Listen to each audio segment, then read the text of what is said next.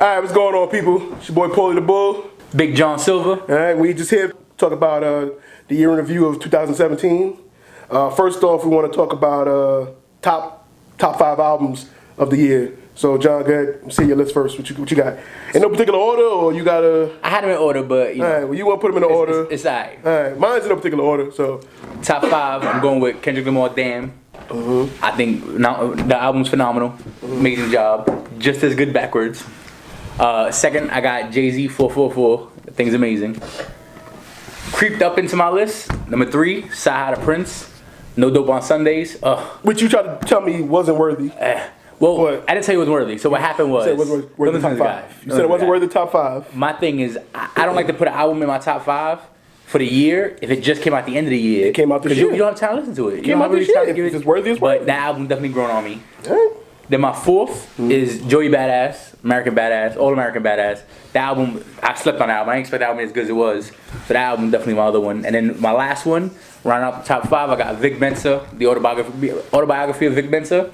That another album that I just didn't expect to be as good as it was. Album's good. All 5 album men, dropping knowledge. You go check them out. All right. My top 5, I got, I guess we agree on 3. I got Jay-Z, 444. I got Kendrick, Damn, which I don't care about how it sounds backwards. I like it. I prefer to listen to an album from track 1 to the end. How the artist wants it, alright? Right. Track 1 through the end. I'm not paying for it backwards. I'm playing it how it's supposed to be. Track 1 on, alright? Then I got THoT Prince, No Dope on Sundays, which I've been telling John for the last month or 2 that it's up there, and it might be my number 1. Last month or 2. Doesn't matter. When something's that good, you just know. All right? I'm not calling it a classic. If I have amazing chicken today, I might not want to eat that chicken in 4 months. Like it's just a different thing. Food. That's something that can spoil or go Same bad. with CDs. Music don't. No. Yeah, there's music that like, oh, I love this album. But this ain't go bad. I don't listen to it. Nah, this don't go bad. But listen. All right, that's my 3. We agree on those 3. All right. Also, I got Rhapsody, Layla's Wisdom. All right. She's not just a female rapper. She can go toe to toe with guys. All right. She handled business. Love the album. Great storytelling, lyrics, all that good stuff. And my 5th. Some may say it's not an album, but mixtapes, albums, projects. I say it's not an album. Playlists, whatever you want to call them these days, is a project. My man Royce the 5'9", the Bar Exam 4, belongs in there. I don't care what anybody says. It's worthy, you know. So I'm going with that, you know. Honorable mention. What do you got for honorable mention? What do you think? I got Rick Ross in there. I definitely think Rick Ross. Like I never since he came out, have ever been a fan of Rick Ross. I never thought I would even enjoy Rick Ross' album. That last album was excellent. Like I'm a fan of his last album. I think that's really a honorable mention. Like no one else really crept into that thing. I mean, like I said, I like G's album. It was a good year for hip hop overall, but none else that was not a clear top 5. I mean, Layla Wisdom, I heard my other one that I didn't put in my top 5, but it's definitely up there. I was literally just listening to it on the way over here. For me, my honorable mention, I got Big Crit.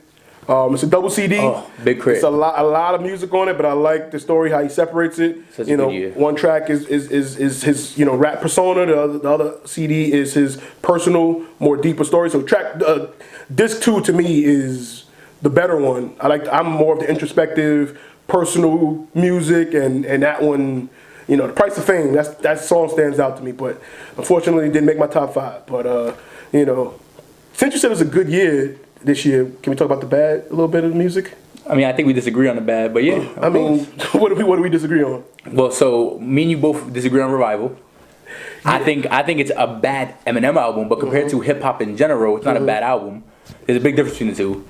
Whereas, like, to me, a bad album is like, I think Jeezy's album was terrible. Besides the one song with J. Cole and Kendrick Lamar, and let's be honest, we all listened to it for one song with J. Cole and Kendrick Lamar. The rest of the album was just trash. I listened to the whole album through and through. It was not good. I'm a fan of Jeezy. I loved the Snowman, the mixtape 3. I loved, and that thing was excellent. And I kind of expected more from him. And this album, I couldn't stand. Thought it was trash. To me, I mean, I feel like Jeezy fans will look at that album the same way you look at Revival.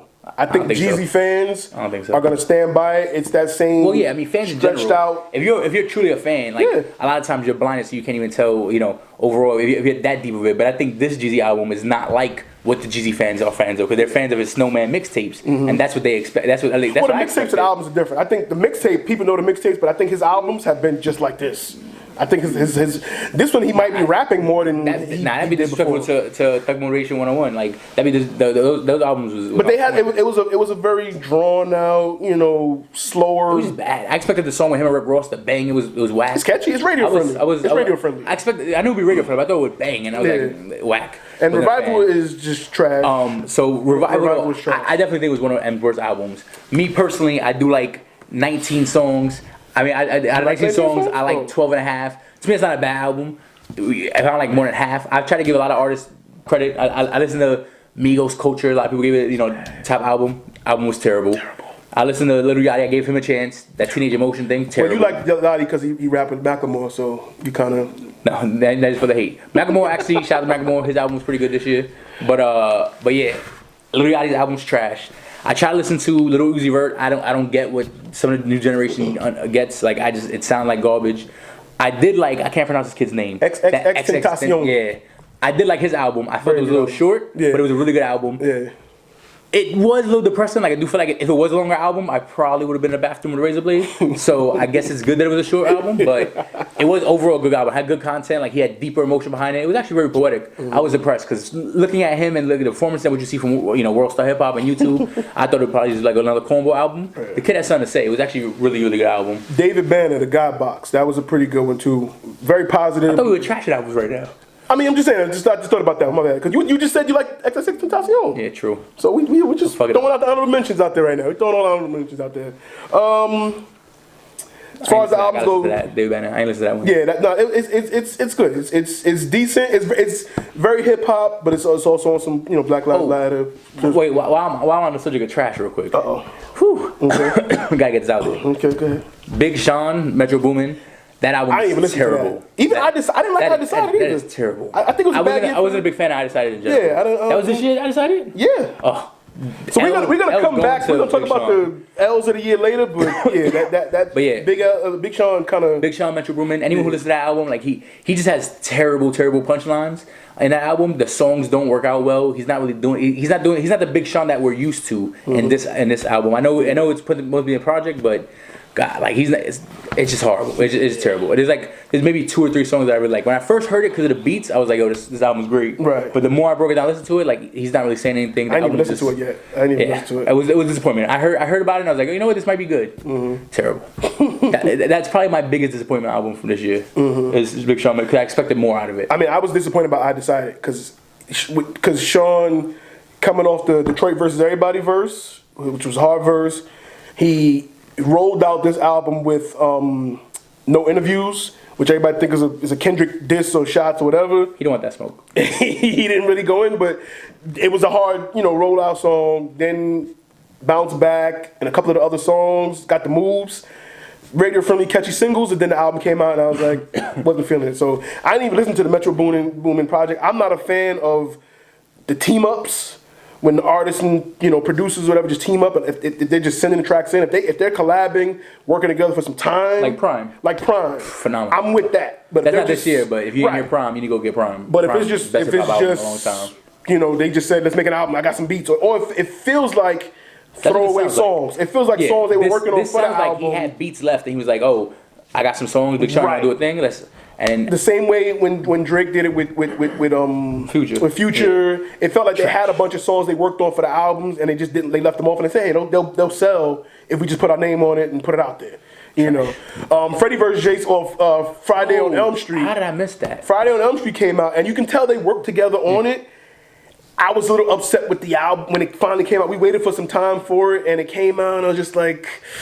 So, as Paul knows, I am probably one of the world's biggest Jadakiss fans. Yes, I think, like, lyrically, Jadakiss will give it to most of your top 10 rappers, if not all of them, with no problem. Anyway, I, at first, was extremely disappointed with this album. Yes. Like, I was like, yo, this album's terrible, horrible. The more and more I listened to this album, and the minute I stopped getting over what I expected, because the problem is, when you heard the Freddie vs. Jason, you heard the concept behind it, and you think that 2 rappers who are known for spitting bars are on it, you think that it's going to be a raw talent. And the intro started out. And the intro. The intro sounded like a Clue intro, like a Clue freestyle. Yeah. The best way to explain it is like it's almost like I took you to see Freddie vs. Jason Part 2, but instead of killing people, they're just planting flowers and helping their neighbors, and that's where it got thrown off for me. Friendships, no the album fatalities. didn't fit what we thought it was gonna be, but then again, Correct. that's our fault for having perception of what we thought it would be. Yeah. But after listening to it, oh my God, Soul Food, like that album's great. The album is phenomenal. It was like I thought it was a good job. Not enough to be my top 5, but it still was a good job by both artists, and they did work well together. So I'm hoping for another project. Who knows? But I hope another project comes out.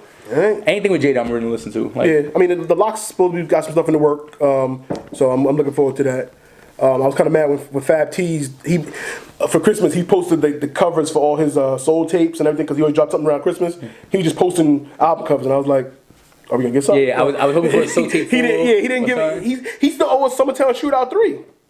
He mentioned it. Summertime Shootout was what? We had part 2 though last year. Yeah, that's true. He owes us a part 3. Fab, you owe us Summertime Shootout. We've been getting threes. Death coming threes. You said it yourself. You know, we had the soul tapes. We had There's No Competition, 3 threes. So Summertime Shootout, we missing one. You know. I think he heard Bargs M4. He's like, I'll take a year off. Bargs M4. That might have been what happened. Balls, man, the balls. Or it could have been working on Freddie Rich Jason. Possibly. I'll give you that. We'll give you that. I don't take Fab for the type of dude who just give you throwaway verses. Right. He wants to actually work on his project. That's true, So that's true. I'll take him for that. But Fab, we need that Summertime Shootout. All right. We good on albums? I think so. Get Revival, give it a chance, all right? No. Thanks for watching. If you enjoyed the show, hit the like button. Share it. Tell your friends about it. Let them know what's going on. Also, hit subscribe and the bell to be notified when new content is loaded, because there's much, much more to come.